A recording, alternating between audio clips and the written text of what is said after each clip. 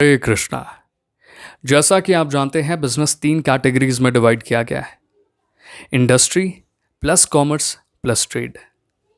हमने इंडस्ट्री और कॉमर्स के बारे में बड़े डिटेल में पहले बात कर रखा है। मैं चाहूँगा कि आप पिछले वीडियोस को जाकर के ज़रूर चेक करें ताकि आपको बिजनेस को लेकर के एक बेटर अंडरस्टैंडिंग आ पाए, एक बेटर क्लैरिटी आ पाए। आज हम समझने का प्रयास करेंगे ट्रेड को और उनके टाइप्स के बारे में। आखिर ट्रेड क्या होता है, ये प्रश्न आपके दिमाग में सबसे पहले आएगा। लेकिन उसकी पोजीशनिंग सबसे पहले कर लेते हैं कि बिजनेस में वो कौन से पोजीशन पे आके खड़ा होता है। सबसे पहले कोई माल बिकता है, उसके बाद डिस्ट्रीब्यूट होता है, पहुंचता है दुकानदार तक, फिर उसके बाद में दुकानदार उसे बेचता है। जब लास्ट में वो बिकता है तभी वो सक्सेस स्टोरी कहलवाता है। किसके लिए? बिजनेसमैन के लिए। सो सबसे लास्ट स्टेज हमारा क्या होता है? ट्रेड। और सबसे महत्वपूर्ण स्टेज भी है, बिकॉज माल आप कितना भी बना ले, अगर वो बिकेगा नहीं तो उसका कोई मतलब नहीं है।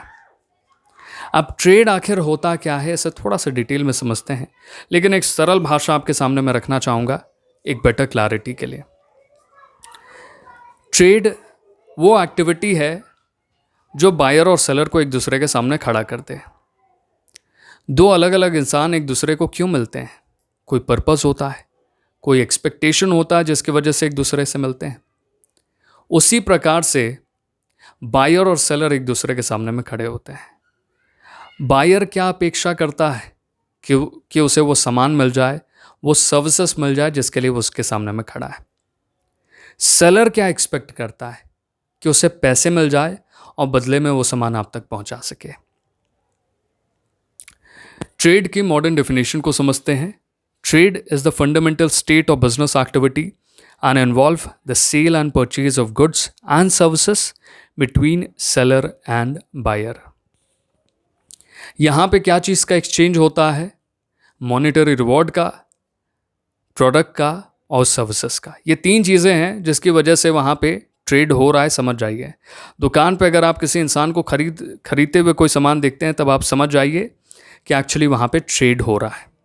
ठीक है। अब आप जानते हैं कि भैया ट्रेड के लिए ट्रेडर को अलग अलग तरीक़ों से आपके सामने में आना पड़ता है। अलग अलग रूप में, अलग अलग लोकेशन पे आपके सामने में खड़ा होता है।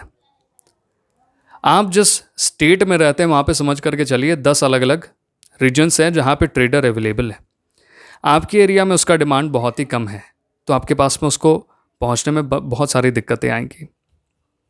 एग्जाम्पल के तौर पर, अगर आप ओरियो बिस्किट बहुत ज़्यादा पसंद करते हैं लेकिन आपके एरिया में ओरियो बिस्किट के बारे में कोई नहीं जानता, तब क्या होगा? वो आपके दुकान पे शायद ही मिलता हो या फिर आउट ऑफ स्टॉक ही हमेशा रहता हो।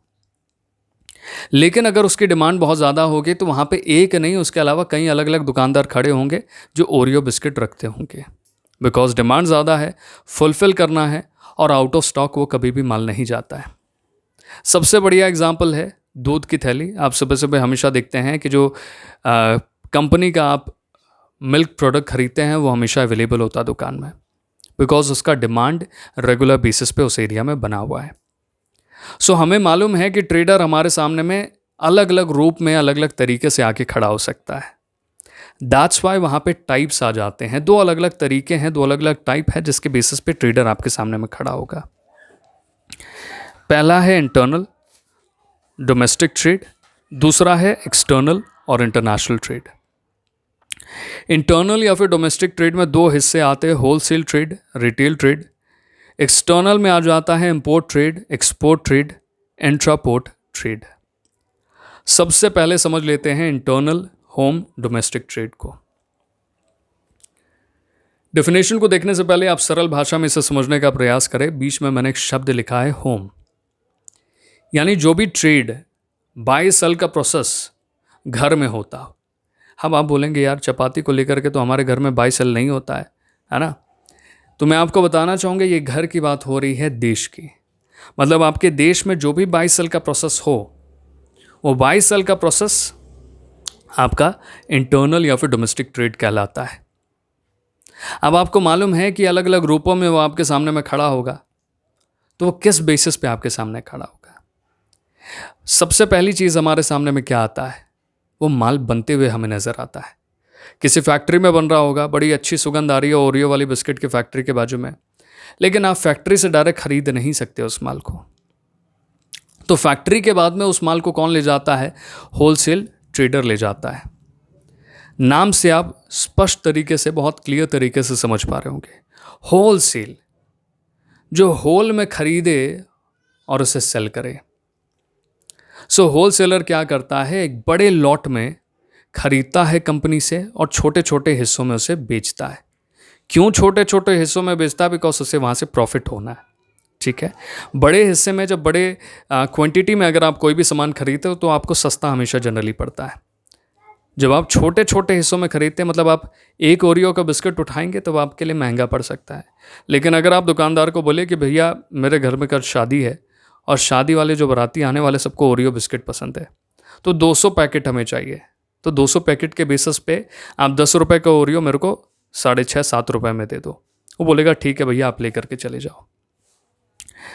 सो होलसेल ट्रेडर, सबसे पहले मैं आपको बता दिया कि ये सबसे पहला लिंक होता है जो रिटेलर और किसके बीच का लिंक है? ये रिटेलर और कंपनी के बीच में, मैन्युफैक्चर या फिर इंडस्ट्री के बीच में एक लिंक होता है।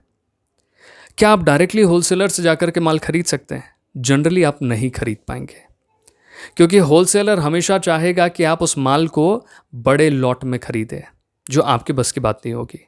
उसके लिए वो छोटा लॉट है, लेकिन आपके लिए वो बहुत बड़ा है। वो बोलेगा कि आप 1000 ओरियो का बिस्किट ले जाओ। आप बोलो कि यार 1000 क्या पूरी ज़िंदगी मेरे को नहीं खाना है ना? सो उसके बेसिस पे होलसेलर और रिटेलर आते हैं। तो होलसेलर सबसे पहले किसके बीच का लिंक बनता है? मैन्युफैक्चरर और रिटेलर का। आप समझते हैं रिटेलर को। चलिए, तो रिटेल ट्रेडर के सामने में आके खड़े हो जाते हैं। The resale of goods by wholesaler in small lots are bought by the retailer who sell them to the ultimate customer. So आप दुकानदार के सामने में जाके खड़े हो जाते हैं किसी माल को एक्सपेक्ट करने के लिए, बाय करने के लिए। तब आप एक रिटेलर से बात कर रहे हैं, समझ गए? तो रिटेलर से पहले होलसेलर, होलसेलर से ऊपर में कंपनी आ गई। ये सबसे आखिरी कड़ी है। और ये किनके बीच में कड़ी बन जाता है? होलसेलर और कंज्यूमर के बीच में एक बहुत बड़ा कड़ी बन जाता है। इसकी ज़रूरत सबसे ज़्यादा है, बिकॉज ऐसे मालूम है कि जो एरिया का चॉइस ये बंदा करेगा, उस एरिया के बेसिस पे डिमांड की फुलफिलमेंट करनी है। ठीक है, तो ये बहुत ही ज़्यादा ज़रूरी है, बिकॉज यही वो आपका दुकानदार है जिससे आप एक्सपेक्ट करते हैं कोई महंगा माल जो शायद उस एरिया में नहीं खरीदता हो, या फिर उस एरिया में उसका बहुत ज़्यादा डिमांड हो। सो मैन्युफैक्चरर और जो रिटेलर होता है उसके बीच में कौन लिंक बन जाता है? होलसेलर। सो रिटेलर क्या करता है? इकोनॉमी चेन में सबसे लास्ट में आता है और कस्टमर तक उस माल को पहुंचाता है। जो अल्टीमेट गोल है कंपनी का, उसको पूरा करने का काम कौन करता है? रिटेलर। ट्रेड में भी जाके रिटेलर तक आता है वो माल, है ना? आप समझ पा रहे हैं? कितने सारे कॉम्प्लिकेटेड नेटवर्क्स है, लेकिन बड़ा स्मूथ फंक्शनिंग होता है, बिकॉज प्रोसेस हमेशा रेगुलर बेसिस पे अपडेट होते रहते हैं, प्रोसेस में शॉर्टकट्स बनाए जाते हैं। अब समझते हैं फॉरेन, इंटरनेशनल, एक्सटर्नल ट्रेड को। ठीक है, थोड़ा पेपर आसाज नहीं दे रहा, वरना मैं नहीं चाहता इतने बड़े बड़े डेफिनेशन आपके सामने दिखाऊं, आप डर जाओ या तो सोचो यार ये सारी चीज़ें क्या है, आप वीडियो छोड़ के चलेगा, है ना? So foreign, international, external trade. International से आप समझ आ रहे हैं, इंटरनेशनल मतलब ऐसा ट्रेड जो फॉरेन लैंड पे होता हो। Simple as that. पहला जो लिखा है वो पूरा सेंटेंस आप उसे पढ़ेंगे तो यही बोलना चाहेगा। फॉरेन लैंड पे जब भी बिजनेस टेक प्लेस करे, यानी फॉरेन लैंड से आप कुछ खरीद रहे हैं या फिर फॉरेन लैंड पे आप कुछ बेच रहे हैं, यहाँ से आपने उठाया प्याज और आप बेच रहे हैं सऊदी अरेबिया में। ठीक है, तो फॉरेन लैंड पे आप बेच रहे हैं, आप सऊदी अरेबिया से फिशरीज़ का कोई सामान खरीद रहे हैं, तब आप उस फॉरेन लैंड से यहाँ पे मंगा रहे हैं। सो मंगाने को हम क्या बोलते हैं? इंपोर्ट, और यहाँ से पहुँचाने को एक्सपोर्ट बोलते हैं। सबसे लास्ट में हमारी कड़ी में आती है इंट्रापोर्ट। इंट्रापोर्ट जनरली होता क्या है कि आपने माल को सऊदी अरेबिया से इंडिया मंगाया, अब इंडिया से आप भेज रहे हैं अमेरिका, तो ये क्या हो गया? इंट्रापोर्ट। यानी कि उसका एक्सचेंज 2 या फिर 2 से ज़्यादा जगह पे होता हो, और इसमें भी प्रॉफिट आता है, लेकिन प्रॉफिट का मार्जिन थोड़ा घट जाता है। ये सबसे इंपॉर्टेंट चीज़ें हैं। अगर आप इसे समझ जाएंगे तब आप ये समझ पाएंगे कि ट्रेड कैसे होता है। ठीक है, आज हमने बहुत ज़रूरी टॉपिक के बारे में बात किया है। अगर आपको कोई भी प्रश्न है, मैं चाहूँगा कि आप मुझे नीचे कमेंट करें, या तो अगर आपको वीडियो अच्छा लगा हो तो भी कमेंट करें। दोस्तों के बीच में शेयर करना ना भूलें, ताकि मुझे सपोर्ट मिल सके और मैं आपके साथ में यूँ ही बना रहा हूँ और क्रिएटिव और बढ़िया कंटेंट आपके सामने में रख सकूँ। Thank you very much for giving your valuable time.